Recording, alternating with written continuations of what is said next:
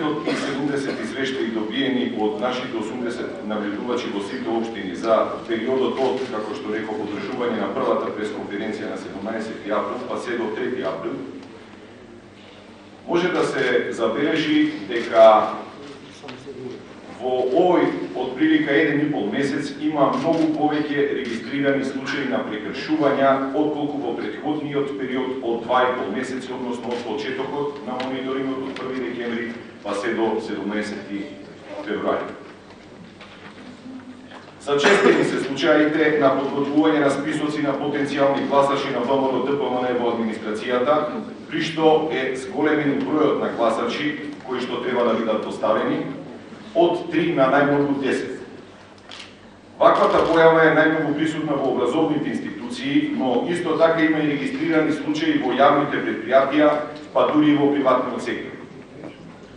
Во овој период ваквата појава е забележана во 15 општини, додека пак во 18 општини е забележан притисок врз јавната администрација да посетува настани организирани од страна на владеачката партија.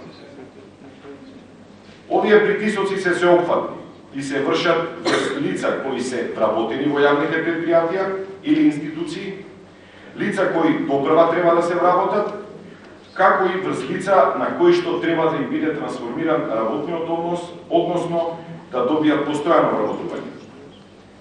Притисоците се вршат во разни форми, како например закани за преместување на работна позиција во друга општина, изрекување на дисциплински мерки или дури отказ.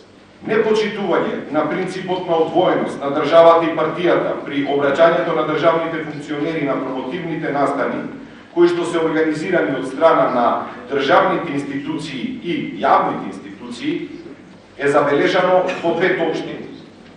Непочитувањето на овој принцип се состои во тоа што функционерите на вакви настани ја промовираат изборната програма на својата партија за следните парламентарни избори.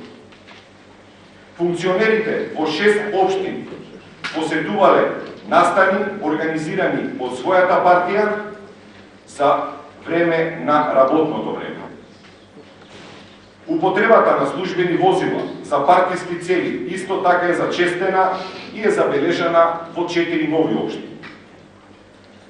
Од почетокот на наблюдувањето, односно од 1 декември 2015 до 3 април, од добиени 2011 извештаи забележани се следните случаи.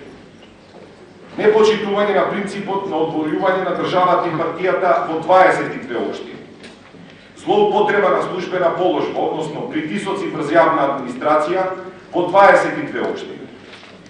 Злоупотреба на државни ресурси, односно употреба на службени возила во 11 општини.